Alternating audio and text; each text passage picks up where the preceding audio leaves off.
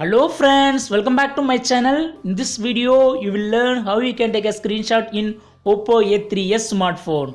First of all, I want to tell you that the mobile I have in hand is not actually Oppo A3s, but it is Oppo A5. However, the screenshot methods are same for both the mobiles. I have used it for the purpose of taking screenshot. Let's see how to take a screenshot. First thing you should do is go to the screen for which you want to take a screenshot. I want to take a screenshot of this Chrome browser, and for which I got to use power button and volume down button together for 1 to 3 seconds. Hold down power button and volume down button together. Yes, screenshot is captured. Once again I am repeating. Yes, screenshot is captured.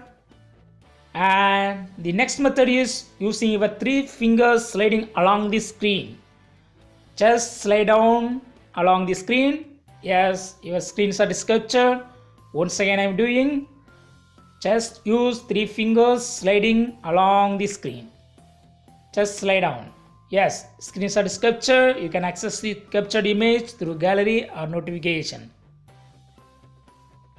That's all friends. Thanks for watching. Subscribe for more videos. Until then, goodbye.